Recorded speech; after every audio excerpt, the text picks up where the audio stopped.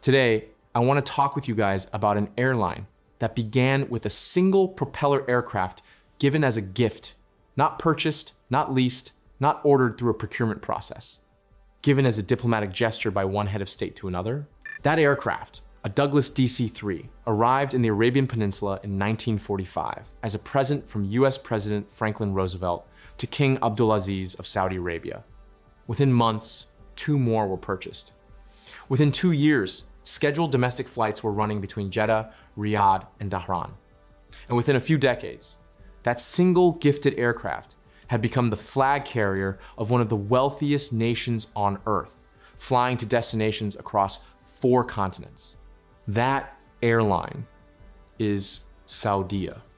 And the story of where it started matters, because where it is trying to go by the end of this decade is one of the most ambitious transformation projects in the history of commercial aviation. Let me introduce to you Vision 2030. The target is not just to be a good airline.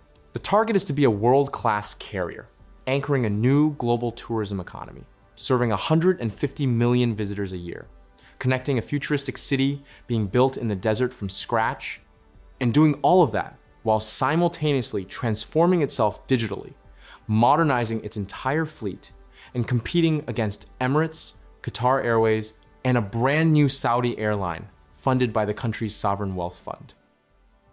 4 years. That is what is left on the clock for Vision 2030. And the gap between where Saudia is today and where that vision requires it to be is one of the most honest stress tests of ambition versus execution in modern aviation. Start with what Saudia actually is, because it is easy to misread this airline from the outside. The common assumption in aviation circles is that Saudia is a slow, bureaucratic state carrier, the kind of airline that coasts on a captive domestic market and a guaranteed stream of Hajj pilgrims without ever having to compete for quality. That was a fair characterization for much of the airline's history. For decades, Saudia operated in a protected environment where the state guaranteed its existence and the kingdom's geography guaranteed its demand. There was not much strategic pressure to become excellent because the routes were protected and the passengers had limited alternatives. But the reputation that stuck to Saudia from those years is increasingly out of date. The Skytrax ranking tells a clear story of directional change. In 2017, Saudia was ranked 82nd globally. By 2021, it had moved to 26th place. By 2023, it had reached 23rd. It has won the World's Most Improved Airline Award from Skytrax 3 times, an almost unheard of achievement. It holds a 4-star Skytrax certification. Cirium, the aviation analytics firm, ranked it top globally for on-time performance. And the Apex ratings have given it world-class airline designation for 3 consecutive years. These are not vanity awards given to airlines that pay for them. They are independently assessed metrics of product and operational quality. At the same time, passenger numbers are growing at a rate that few other carriers at this scale can match. In the first 6 months of 2025 alone, Saudia carried more than 17.5 million passengers, a 7.2% increase year on year. The kingdom's airports collectively broke 103 million passengers through the 3rd quarter of 2025. Saudi Arabia welcomed 116 million visitors in 2024, a 6% increase from the prior year. The numbers are not theoretical. The market is real and expanding fast. But understanding Saudia's transformation requires understanding the extraordinary pressure it is now operating under. Because Saudia is no longer just trying to get better. It is trying to get better while being disrupted, divided, and competed against by its own government simultaneously. Oh, and before I continue, here is something that surprises me every time I check my analytics. More than 90% watching this video are not subscribed. And when I think about a story like Saudia, I think about how rarely this airline gets the serious analytical treatment it deserves. Most aviation coverage either ignores it or reduces it to a single narrative about state carriers and oil money. But what is actually happening inside Saudi aviation right now is one of the most structurally complex stories in the industry. Multiple airlines, competing visions, massive investment, and a hard deadline set by a crown prince. If you want to follow this properly, subscribe and hit the bell, and also send this to one person who is totally into aviation and needs to hear about this. Okay, now back to where you actually came for. The most significant strategic development for Saudia in recent years is not a fleet order or a new route. It is the arrival of Riyadh Air. In March 2023, Crown Prince Mohammed bin Salman unveiled Saudi Arabia's second national flag carrier, owned by the Public Investment Fund, the same sovereign wealth fund behind NEOM, Newcastle United, the Live Golf Tour, and dozens of other investments designed to reshape Saudi Arabia's global image. Riyadh Air is based in Riyadh at King Khalid International Airport. Its first commercial flight operated on the 26th of October, 2025. Its planned fleet consists of 39 Boeing 787 Dreamliners, 60 Airbus A321 Neos, and 25 Airbus A350-1000s. The arrival of Riyadh Air fundamentally changed what Saudia is and what it is for. Before Riyadh Air, Saudia was the airline of Saudi Arabia in total, serving the full market from premium international connections to domestic hops to Hajj pilgrim flights. With Riyadh Air now in operation and building toward a 100-destination network by 2030, the market has been divided. Riyadh Air is positioned as the premium global connector, the airline that competes with Emirates and Qatar Airways for the international traveler who has options and is choosing based on product quality. Saudia, with its hub in Jeddah, is being repositioned toward religious tourism, the domestic network, and the leisure market along the Red Sea coast. The CEO of Flyadeal, Saudia's own low-cost subsidiary, described the division with unusual clarity at the Apex Global Expo in 2025. We are the bus, they are the luxury, and the more definition between those two, the better. That repositioning is not a demotion in strategic terms. Jeddah is the gateway to Mecca and Medina, the two holiest cities in Islam. The Hajj and Umrah pilgrimage market is enormous, structurally guaranteed and growing. Vision 2030 targets 30 million Umrah pilgrims annually, compared to around 20 million today. No airline in the world can serve that market the way Saudia can from its Jeddah base. And the Red Sea tourist corridor, anchored by the giga projects being built along Saudi Arabia's western coastline, is the physical manifestation of the kingdom's attempt to build a leisure tourism economy from scratch. Saudia has a geographic and infrastructural claim on that market that no foreign carrier can replicate. But to serve it at the quality level Vision 2030 demands, Saudia needs to become a genuinely different airline from the one many passengers remember. And that is where the fleet transformation becomes the core of the story. The aircraft orders Saudia has placed in the last few years are among the largest in its history. The headline figure is 49 Boeing 787 Dreamliners, which will become the backbone of the airline's long-haul operation, replacing its aging Airbus A330 fleet. The first of those deliveries are beginning in 2026. Alongside the Dreamliner order, Saudia has signed a historic deal with Airbus for 54 Airbus A321neo aircraft for its own mainline operation, with an additional 51 A320 and A321neos going to Flyadeal, making the combined group order 105 aircraft, the largest in Saudi aviation history. Flyadeal alone is targeting growth from its current fleet of 32 A320neos to over 100 aircraft by 2030, with its destination network expanding from 30 to over 100 destinations in the same period. The cabin retrofit program, running alongside the new deliveries, is equally significant. Saudia has partnered with Collins Aerospace to install newly designed business and economy class seats on the incoming 787 fleet beginning in 2026, and to retrofit its existing Airbus A330 and Boeing 777-300ER fleet between late 2025 and 2027. The business class is being reconfigured with private suites. High-speed internet is being rolled out across the fleet. The new retro green livery, a striking visual departure from the beige and gold of the old brand, is appearing on aircraft progressively across the operation. Saudia is also in the process of becoming one of the most digitally driven carriers in the region. replacing walk-in ticketing queues with AI-driven mobile systems and digital customer management across every touchpoint. The network numbers are also significant. Saudia currently serves 148 destinations as of late 2025. The Vision 2030 target is 250 destinations globally. That is, to say the least, not a minor expansion. That is nearly doubling the network in 5 years while simultaneously upgrading the product across the entire fleet. And the inbound traffic the airline needs to accommodate is accelerating faster than planned.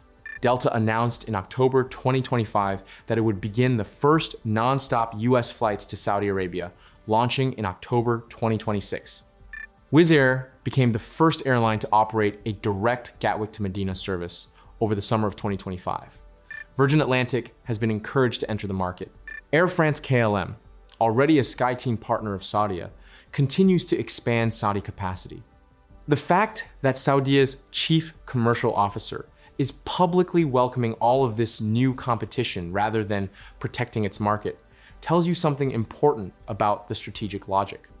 Every foreign carrier that adds flights to Saudi Arabia is validating the destination and feeding passengers into the kingdom's tourism economy. Some of those passengers will fly home on a foreign carrier. Many will connect onward to other destinations on Saudia. The rising tide is genuinely lifting all boats, and Saudia knows it. But it would be dishonest to present this transformation without examining what is genuinely hard about it. The targets Vision 2030 has set for Saudi aviation are extraordinary. 330 million annual travelers through Saudi airports by 2030. 150 million tourist visits per year. 30 million Umrah pilgrims. King Salman International Airport in Riyadh alone is projected to handle 120 million passengers by 2030 and 185 million by 2050.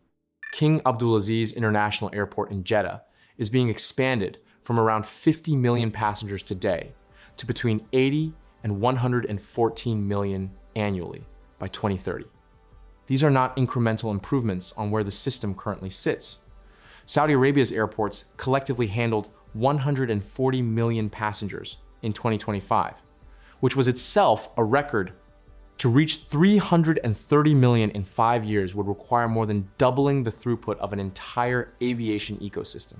The infrastructure investment is happening, but the pace required is extraordinary. Ground handlers, air traffic control capacity, crew training pipelines, airport operations technology, all of these supporting systems need to scale at the same rate as the airlines and the terminals. The Apex Expo in 2025 surfaced concern that the invisible engines of the airport, the ground support equipment, the operations and maintenance frameworks were already being stretched by 24% growth in flight movements. Scaling further without a proportionate investment in those foundations risks creating a beautiful terminal experience on top of a dysfunctional ground operation. The NEOM dimension deserves specific attention because it is the most extreme expression of where all of this is heading. NEOM is a mega development in the Tabuk region of northwestern Saudi Arabia, approximately 500 kilometers north of Jeddah. It includes The Line, a linear city concept 200 kilometers long, and a ski resort called Trohina, and a luxury coastal project called Sindala, among other elements. The airline strategy to serve NEOM remains, as of now, partly unresolved. Riyadh Air was positioned as one of the carriers to bring international visitors to the Giga projects. But reports emerged in late 2025 that the head of NEOM had been dismissed amid questions about the pace of construction and the viability of the luxury Red Sea resort projections in terms of actual tourist arrivals. Delivering world-class aviation connectivity to a destination that is still being built on a timeline that is already under pressure is a genuine operational challenge. There are also 3 additional airlines that Saudi Arabia has announced it intends to launch to serve the Giga project destinations, specifically separate from Saudia: Riyadh Air, Flynas, and Flyadeal. One will be a budget carrier based in Dammam, a joint venture involving Emirati low-cost carrier Air Arabia, targeting 24 domestic and 57 international destinations with 45 aircraft by 2030. The second carrier is planned for Medina, focused on religious tourism. Details on the third remain limited. That means Saudi Arabia is in the process of building not 2, not 3, but potentially 7 airlines simultaneously, including the existing 4.